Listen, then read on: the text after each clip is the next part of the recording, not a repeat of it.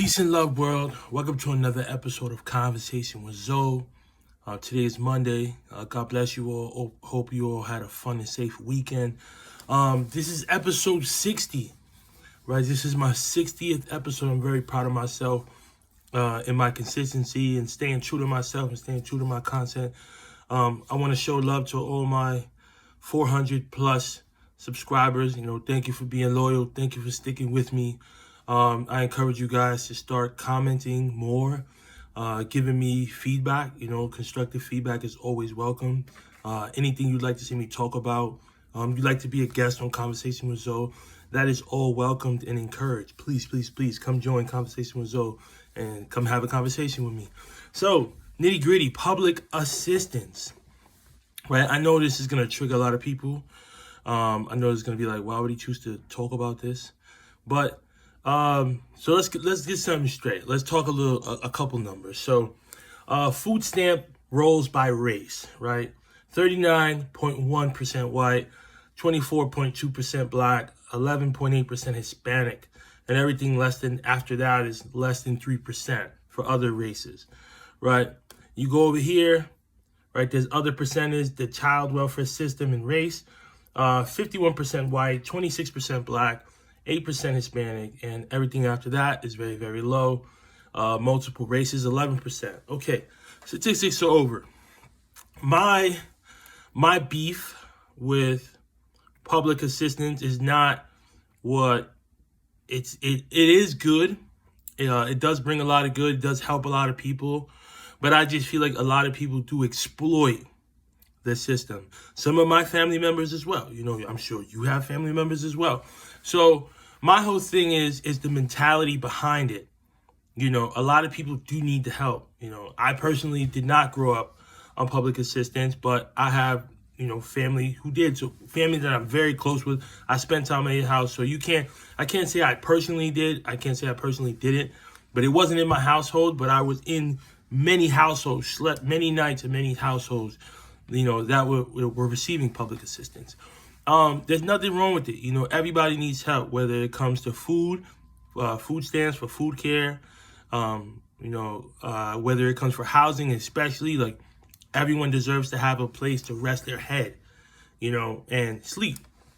But when you're not striding for the most you can in life, that's when I have a problem with it. Like, when you're just doing the bare minimum, when you have the potential to do more, you have the resources to do more, but you choose not to. That's my problem with public assistance and how people take advantage of the system, because there's a lot of people who need more help but aren't able to receive more help because you and many other groups are taking advantage of the system. Now, I'm here to clear the air. It's not only black people. As you can see, is majority of the people on public assistance are white. So I'm going to go a little left and bring it right back. So you can see the majority of the people, they say the majority of the people being killed by officers are black. No, they're white. Why? Because white is the majority of the population. You guys are the rulers of the population. So there's more of you, so more of you are going to get shot. Now, how many of you are getting over on the system? The Jewish community, another rich, affluent community, who they cry, boo-hoo, but they're getting over this. They're getting over as well. So you can find a way to get free housing. You can find a way to get free food, but we can't find a way to go to school for free. Then there's this generational curse on public assistance as well, because it's like, yo, don't go try that hard because the government got us. We're just gonna live it up. We're gonna live like Calabasas, but in the projects. We're gonna have it all. We're gonna have a nice car parked outside.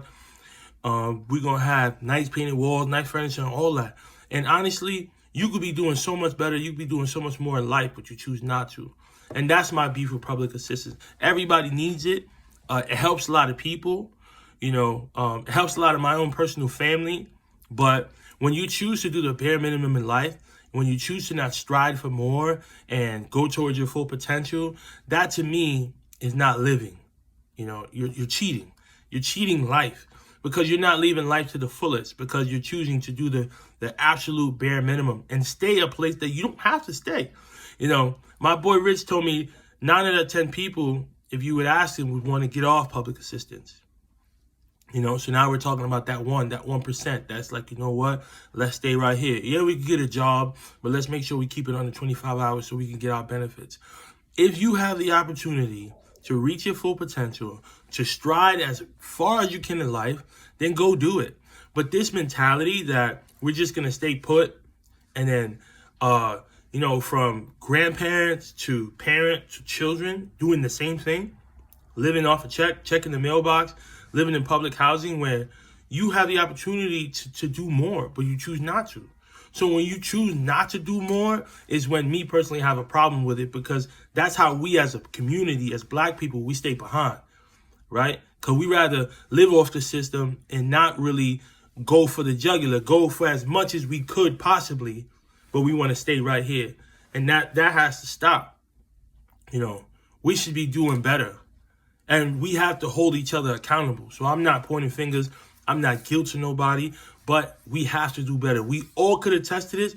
We all have a family member or a neighbor or somebody we know personally that has this mentality. And that mentality is what's holding us back as a people. Like, subscribe, comment. Peace and love.